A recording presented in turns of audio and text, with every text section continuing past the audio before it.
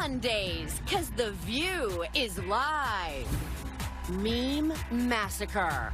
Why was a fake video showing the president violently killing high-level Democrats and celebrities shown at one of his resorts? And he won a Pulitzer for his blockbuster reporting on alleged sexual misconduct by movie mogul Harvey Weinstein.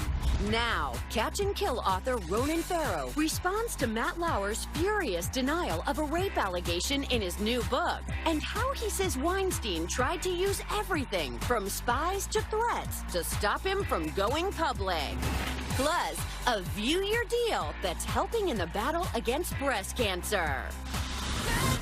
Hot Topics are in the house with Whoopi, Abby Huntsman, Joy Behar, Sunny Hostin, and Megan McCain. Now, let's get things started.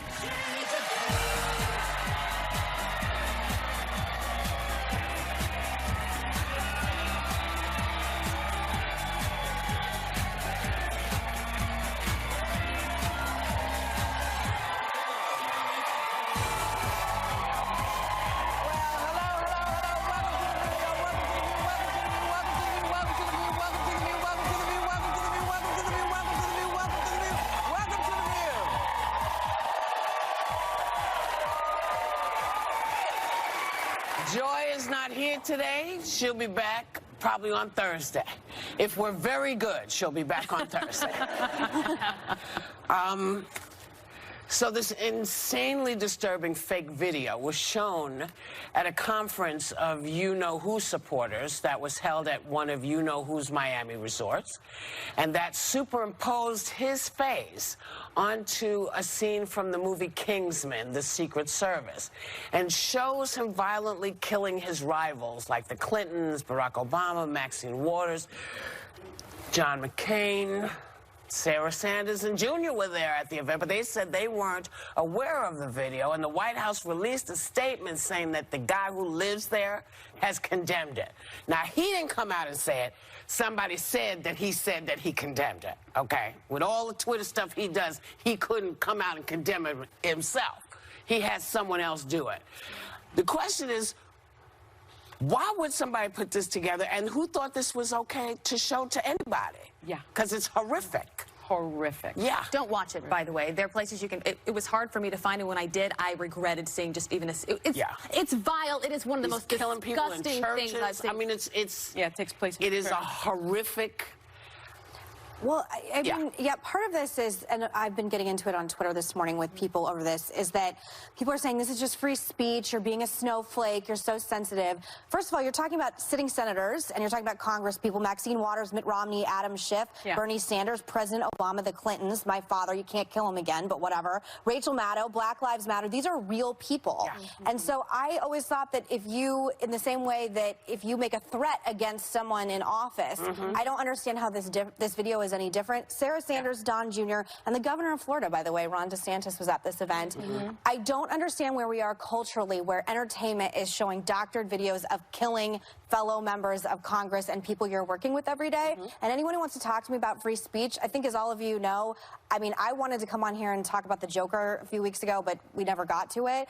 I am not someone who thinks that we can't have content in entertainment and writing, and that talking about violence is important. But this is an entirely different thing when you're using pictures of actual people who are still alive. And how easy for all of you judging me that I'm offended and upset by the video. You try doing this when some member of your family is continued to have this happen over and over and over again. And it doesn't seem to matter to anybody in Trump world whatsoever. And you conservatives on Twitter, if this were the opposite and it happened in an Obama event, you'd be screaming bloody murder. Oh, but wait a minute. Hold on. It has happened, and everybody screamed bloody murder. Yeah. No one liked it when Kathy Griffin did her thing.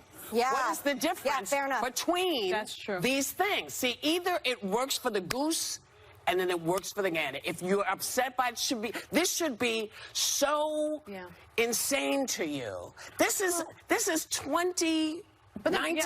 Where's the tweet? But it seems to me that it would be illegal. You look very good. You look very like, you know, sorry, I just looked over. On a positive note today. Thank you. I tried to do a special. My husband and my cousin is in the audience. My cousin's celebrating his 50th birthday. I didn't even realize it. Happy birthday. Yeah.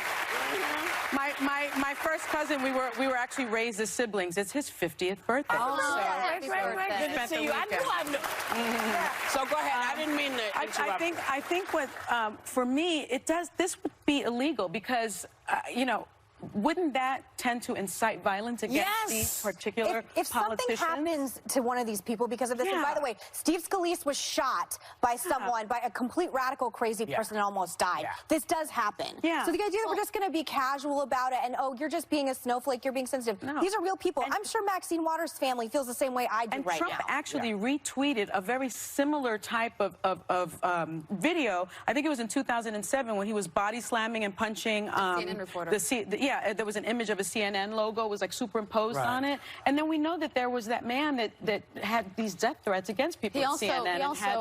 The bomb threat. He also hit a golf ball at Hillary's head in one of his tweets as well. Here's what I don't understand, though. That's not the same thing as shooting people with Glocks. But the president himself tweeted that video. I'm just saying the idea that it starts at the top. That's what we always say. He may not have seen this video or knew, but someone approved this video to be shown. You can't just put the video on your iPhone and have it show on a projector. Like, it went through a chain somewhere at Mar-a-Lago. And if you are the president right now, you tweet... Where was it? It was a pro-Trump event at the Doral, Miami. Okay, but if you are tweeting all day long and you can tweet about Dancing with the Stars, it is now 11 a.m. on the East Coast. We have not read a tweet yet from the president denouncing this, saying that this is vile. And that's why I say, where is the leadership? Because I'm just grateful my kids are too young to understand what's going on. But it's not even just about that, because I'm old enough to understand it. And everyone here is old enough to understand it. I think we're all sick of this. And again, it's a cultural issue. It's okay to show videos of a doctored video of our president shooting other politicians in a church. In a pro-Trump event with Sarah Sanders, Don Jr., and the governor of Florida present. I don't care if you saw it, you didn't see it. No event I'm going to that would ever be accepted. So I don't care about kids growing up. I care about I do, but I care about the president right now. Because what about the rest of us who are processing this? It's violent. And his supporters, it's disturbing. Do the supporters continue to support this kind of this is why I got into it this morning with a conservative writer about this. Yeah, this is what conservatives have to remember. If you don't think this is okay, that has to be the position you come from. You can be a conservative and say this is never okay. This is about human connection. We don't want anybody thinking this is a good idea. That's why people came down so hard on Kathy Griffin. That's why people came down hard and all the other iterations where someone has there was a play where Julius Caesar was dressed like President Trump and he was murdered on stage. I come out against that as well. I think murdering of all politicians in any form is violent and could inspire violence. And I don't say that about movies. I don't say that about cartoons. But you're talking about actual real life people and sitting members of inciting violence against living people. Yes, it is. That is problematic here. And he knows, because this is, you know, this is why people have such a hard time. This has been his MO. He has said, it's okay, go ahead and do that. Well, you know, either we stand up for it or we let it happen. If this is okay with you, if this is what you want the guy who's supposed to be leading your country to be doing, keep him in there here. And these people have extra security right now. Oh, yeah, they should. I mean, all the people here should have extra security right now who's been in this video. We'll be right back. Later, Facebook. Why candidate Elizabeth Warren claims the social media giant is giving the president free rein to post lies on Facebook. This week, get ready for one explosive week on The View.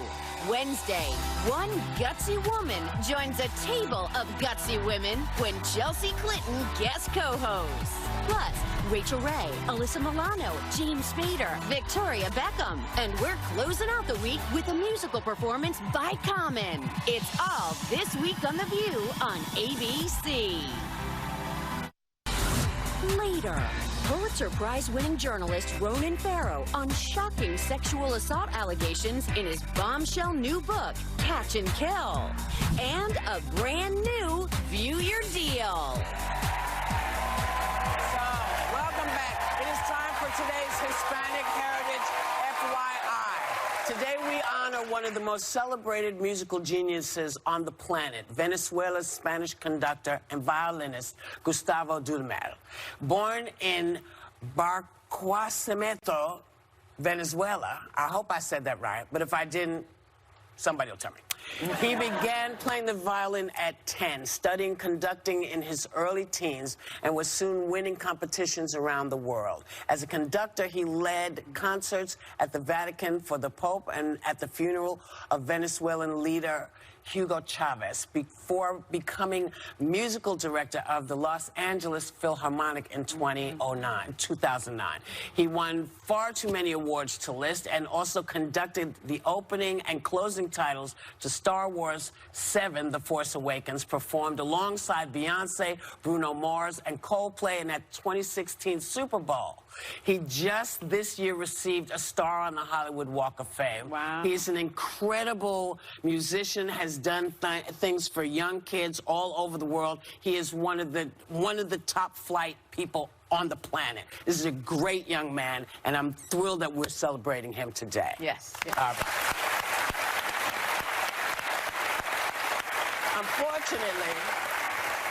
Unfortunately, we have to bring you like a really stupid piece of news because this is so unnecessary. So a Fort Worth, Texas police officer is on administrative leave after he shot and killed 28-year-old Tanya Jefferson through the window of her own home while she was babysitting her nephew.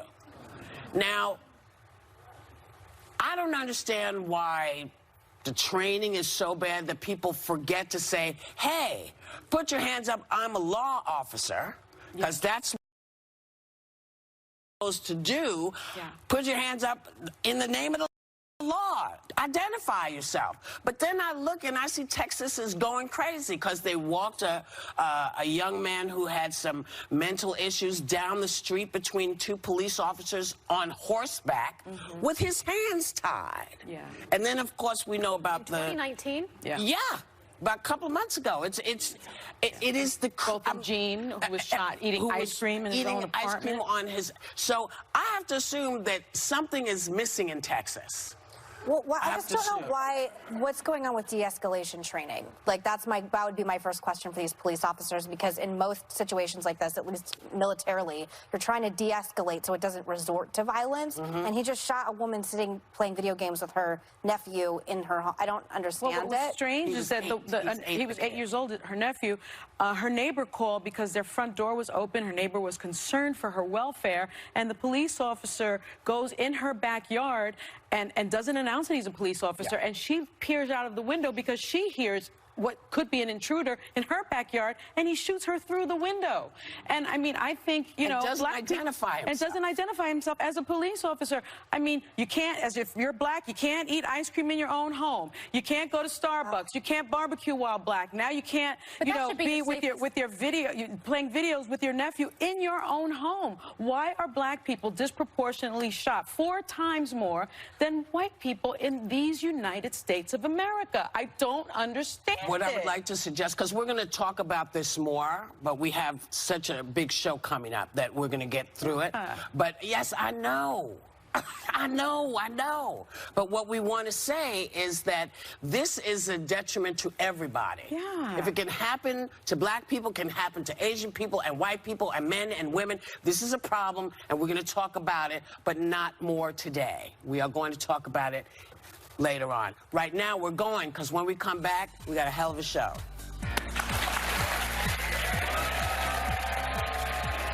How does journalist Ronan Farrow respond to Matt Lauer's scathing denial of the rape allegation against him in Ronan's new book? Why does he say NBC tried to kill his investigation into sexual misconduct accusations against Harvey Weinstein? He's live on The View next. Ronan Farrow has earned a Pulitzer Prize. has and helped ignite the Me Too movement for his fearless reporting that helped bring down Harvey Weinstein, amongst others. His new book, Catch and Kill, is full of really shocking and hard claims about how far people went to silence him, from Weinstein hiring ex-Mossad agents to spy on him, to his own employers at NBC News telling him to stop his investigation.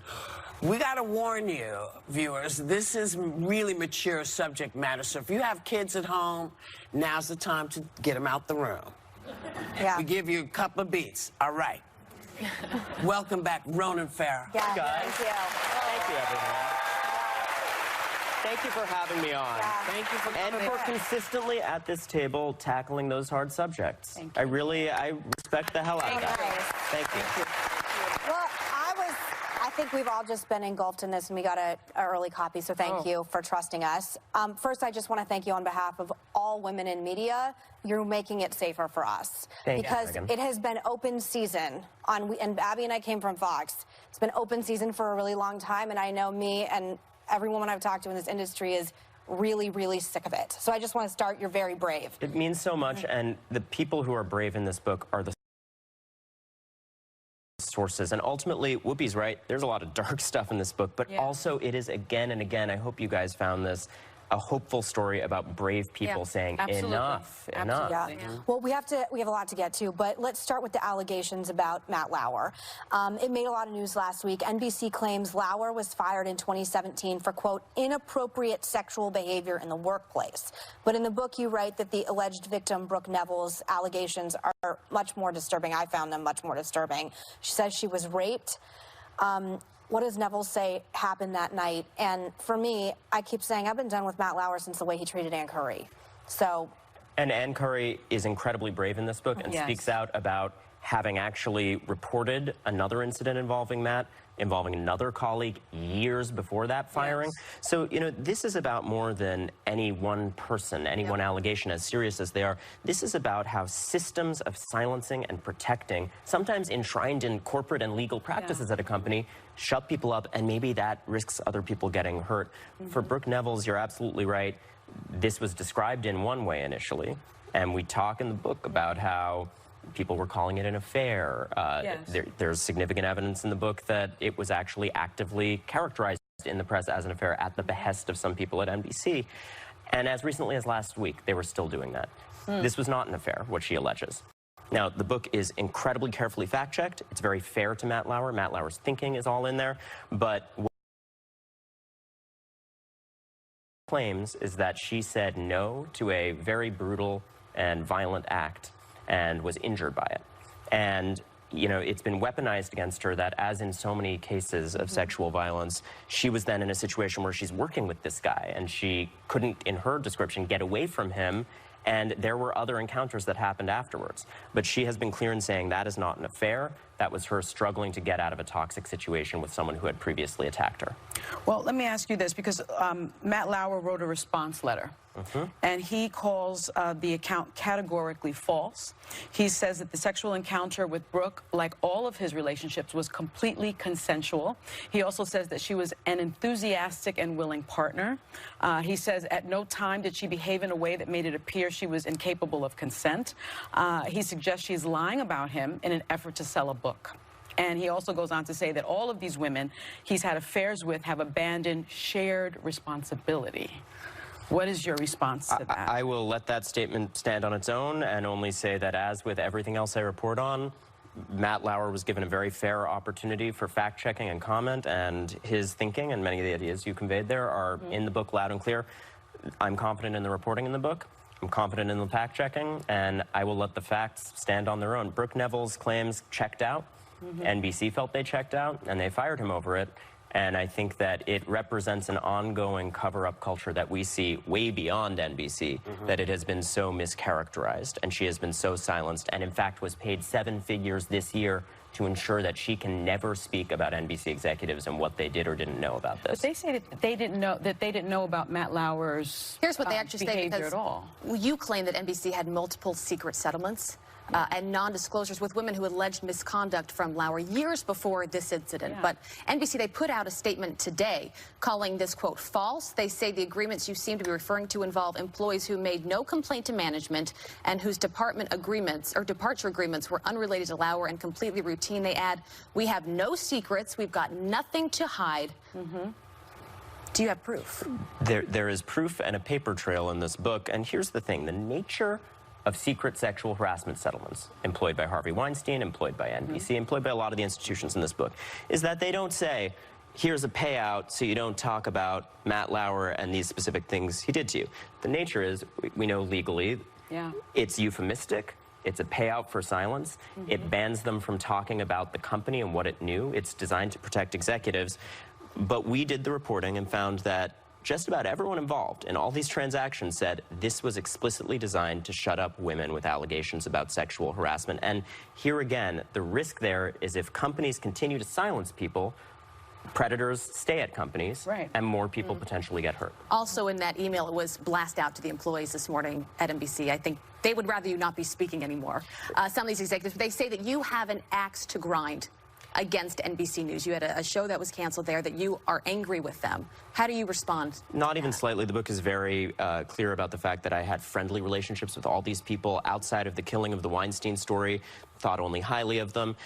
And the only reason that I'm not there now is because it became increasingly clear to me after all this went down that there was a much bigger story, that this was more than just the killing of one story. This was a pattern of concealment, and source after source came to me saying they had been abused in this corporate context and that there were systems designed to cover it up. Again, this is important in our profession, in the media. I did similar reporting on CBS, and by the way, similar claims there, axe to grind, smear campaign ahead of time. Every story I do, I get this sort of stuff. Our shows were canceled at the same time. They were. So there's something we can always relate to. But I think you would agree, too, that, you know, I kept working for years after there. There's clearly no axe to grind. We have a Pulitzer Prize. I think we're done with that.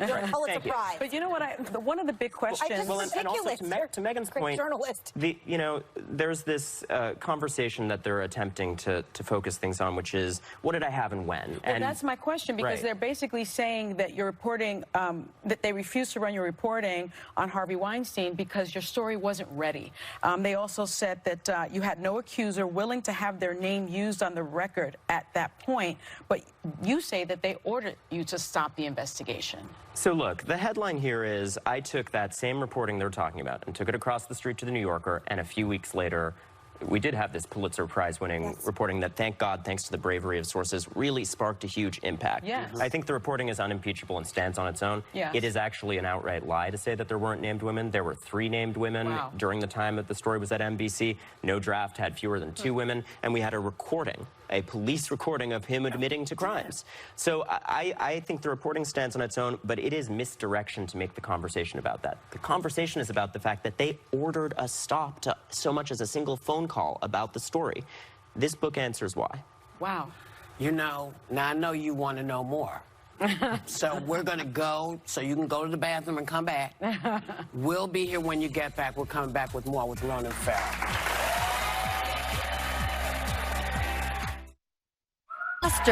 He's live on The View next.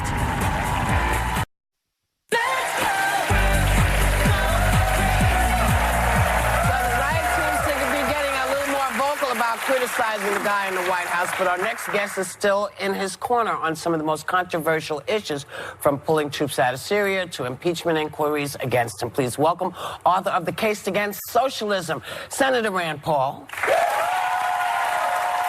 So let's dive in, man.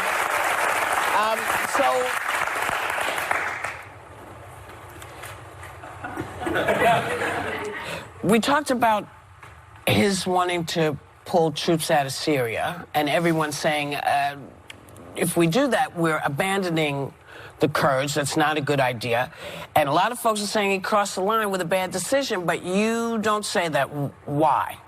You know, one of the things I've always supported about President Trump is actually one of the things I liked about President Obama, that we said we were overextended, that the Iraq war was a mistake. I think it's one of the reasons President Obama beat Hillary Clinton, because Hillary Clinton had supported the Iraq war. I still think the Iraq war, regime change in the Middle East, and these wars are senseless. So does President Trump. He doesn't want to get us involved in another Iraq war in Syria.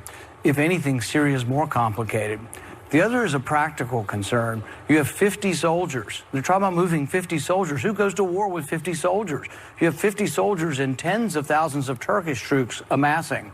The Turks are also allies. The Free Syrian Army were our allies for 7 years. They're allied with the Turks. The Kurds have been our allies. The Kurds, in all likelihood, are now going to be allies of Assad to try to carve out a place in Syria for themselves. It's a really complicated question. I guess from my perspective, I say, any of these people out here, their kids have to go to war. War's not a chess game. People lose their limbs and people die, and I think it's the least we owe to kids that we're going to send into this war. Why are we going to war and who are we fighting? But isn't there... Go ahead. I'm sorry. So, if you have allies and they are working with you and fighting with you, and 24 hours somebody wakes up and says, "No, we're out." Right. Is that the right way to do this? I think the way we look at war is we don't look at No. Is that the right way to do it? Let me answer the question. Okay. When we decide whether or not we're sending our young people into harm's way, we should obey the Constitution, which says we should declare war and put them in a war theater. But let me finish. Okay. And here's the thing about it, is if you ask these people, Lindsey Graham and the Cheney war and all these warmongers that want to stay at war forever, who are we going to declare war on? They don't know who. We're going to declare war on Turkey, our ally. Should we the ever Free Syrian walk Army, out ally? In the middle? It's like walking out. We should never be there in the first place. That's not the question, though. No, that's all good. But see, the left agreed with me for so many years. For so many years, the left agreed with me. I am neither left nor right. I'm just American. I want to know, should we be taking, should we be walking out on But here's the thing is, left and right have agreed in the past that regime change doesn't work. When we got rid of Hussein, we got chaos and more terrorism. When we got rid of Gaddafi, chaos and more terrorism. But Senator, we're here now, though. As well. But we're here. Yeah. We're not really here. We got 50 people. We're not here. doing anything. But frankly, people is very symbolic, and that is why it kept Turkey from invading. You tell their parents Isn't that true? You tell the parents of those 50 kids how great the symbolism was when a suicide bomber blows up all 50 kids. But didn't it keep Turkey from invading? No, I'm not. Gave you tell Turkey their parents. The green light. You tell their parents why they're there. But isn't that true? You tell their parents why they're there. Isn't it true that Turkey did not How do you feel about the video that we're seeing of the Kurds getting slaughtered? I find the position of pulling out of these wars, that's a popular one, and I am there. There's a difference in having a strategy and leaving the Kurds there to die, which is where they are now. They are left there to die, and that is now, here's what I'd argue. It's the GOP's problem. That's simply wrong. ISIS fighters, as being reported, thousands are going to escape from these prisons because the Kurds can't protect themselves. Up to 70,000, according to a NATO official. What's the people who don't like the policy? Is that a safer world with ISIS running around? That's the people who want to stay forever. These are the same people. I don't want to stay forever, but let me finish answering the question, okay? I let you talk, you let me talk. These are the same people. These are the same people that would still have us in Vietnam. These are the same people who always say, stay at war, stay at war, stay at war. It has not helped us. We've been in Afghanistan for 19 years. The same people complaining about this. The Cheneys, Lindsey Graham, you know what they say about Afghanistan? It would be precipitous to leave. We've been there 19 years. There's no mission, and I'm not sending one more kid. But there's more questions. Of breaking our word as Americans, of breaking our words to our allies, of having people who've risked their lives, who've been there for years. And what message does that send internationally to other allies if we abandon them? I think the only duty we owe and the only oath I take is to the Constitution. I didn't promise to take the country to war. I promised not to take the country to war. So did President Trump, by the way.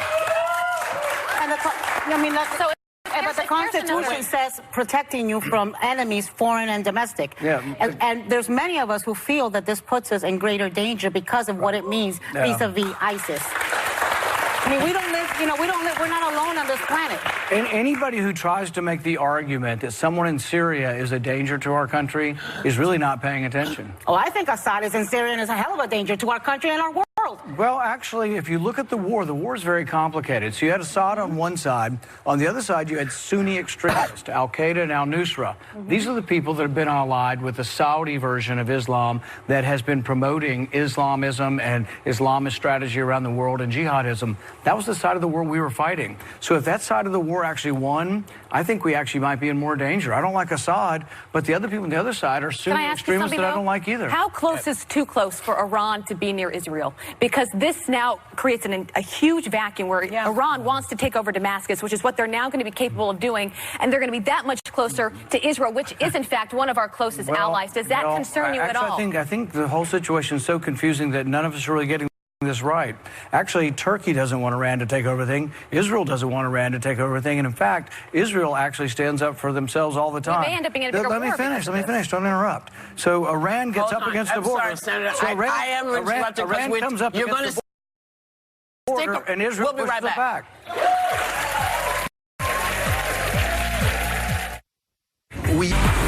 Monday, he won a Pulitzer for his blockbuster reporting of sexual misconduct by movie mogul Harvey Weinstein. Now, catch and kill author Ronan Farrow responds to Matt Lauer's furious denial of a rape allegation in his new book, and how he says Weinstein tried to use everything from spies to threats to stop Ronan from going public. We are back with Senator Rand Paul. Abby? All right, you got a book out. The case against socialism. You know, Bernie Sanders is no longer alone on the debate stage. It seems like we're hearing more and more about socialism. In fact, 43% of Americans think it's a good thing. You are on the complete other end of that. Tell us about this book. Well, one of the things we learned in writing the book is a lot of people say, well, we're not for Stalin, we're not for Hitler, we're for Scandinavia. So as we were researching the book, we actually found that Bernie Sanders' form of socialism actually is unpopular, and he would never get elected to anything in Denmark. In fact, the Prime Minister of Denmark, when he heard Bernie was going around saying they were socialists, says, no, we're not socialists. We have private property, a stock exchange, we have low corporate income taxes, we don't have a minimum wage.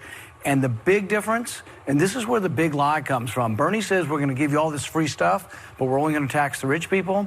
In Scandinavia, they tax the working class, 25% sales tax, and an income tax starting at $60,000 is 60%. So really the difference between their country and our country is they do have more free stuff in Scandinavia, but they pay for it with massive taxes on the working class and the middle class. But we have massive taxes here, but we don't get any free stuff. We don't have free health care.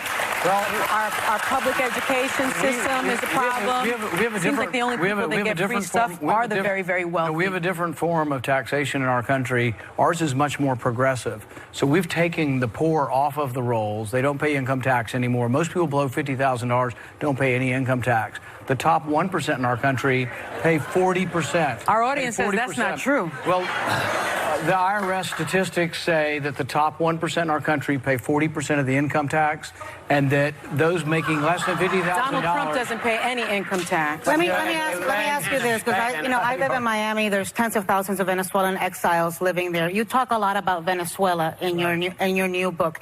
I get a lot of political ads from the Republican Party. Donald Trump has tweeted this. Many have tweeted this. If you vote for Democrats, they will turn the United States into Venezuela. Do you think that's a fair statement to make? Well, if you vote for a socialist, you might get socialism. Come on, don't do that. Maduro is not a socialist. He's a corrupt, murderous thug who is starving his people. That's not true. That's not true? Maduro's not a thug and a murderer it's not who's true. starving his people. Let's have a conversation here. Chavez was a socialist, and socialism was the economic system of Venezuela. It's a kleptocracy. It's not socialism. But here's the question is, they voted for socialism. They voted for, let me finish. No, I can't let you finish. If you're going to say Maduro's not a murderous thug, I'm a damn lie. And I've got a bunch of neighbors and friends who know this. Don't do this to me. Don't mansplain. I'm a 47-year-old girl. Thanks to Senator Rand Paul. His new book is called The Case Against Socialism, and we'll be right back.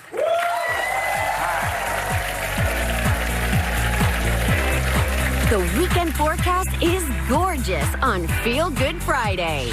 We partnered with vendors for at least half off the hottest beauty products. Next.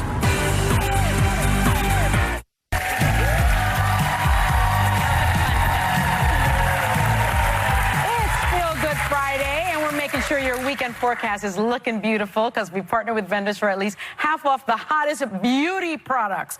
Greta Monahan's back to show them off, but it's only while supplies last. So let's get shopping!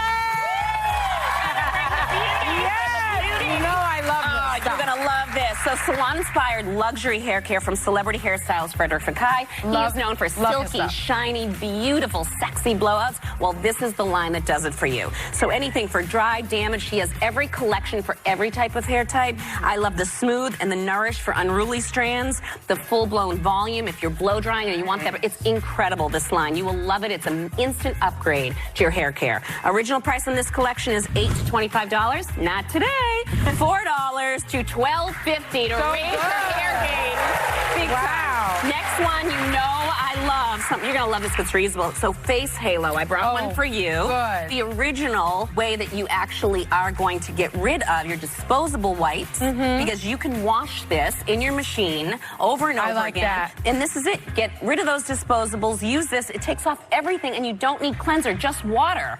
The newest one debuting today, you're going to love this, is for your body. So this is this. I love it. It's like getting a spa treatment in the shower. Incredible. Exfoliate on one side and wash on the other. Throw it into the wash and clean as can be.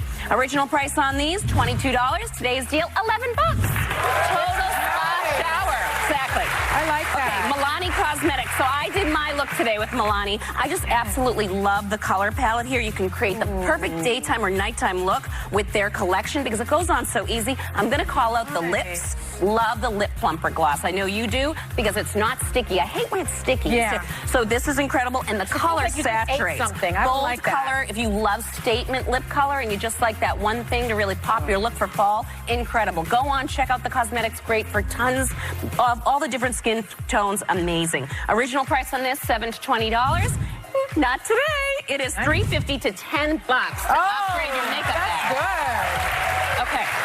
Perricone MD. Well, Perricone, if you know Perricone MD, this is a highly sought after. We have major fan favorites. So it always sells out. But this is the no makeup skincare, which I am a cult follower of. I love this because when I use this on the weekends, the other moms go, wow, you look so good. Did you get a facial? You have no makeup on. I'm like, I have makeup on. It's just the right makeup. Oh, so I love this. Oh, no, this is you, girl, all the way. So because it's skincare infused and sheer and glowy, so you go